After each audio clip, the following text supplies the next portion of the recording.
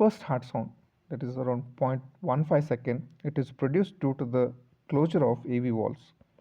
It has two components, mitral and tricuspid. It marks the beginning of ventricular systole.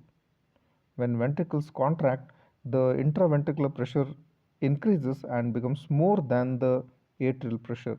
This will lead to AV valve closure. Features of the first heart sound are: it is low pitched, it is soft because valves are thin and filmy, it is prolonged sound, and it is heard as a lub sound.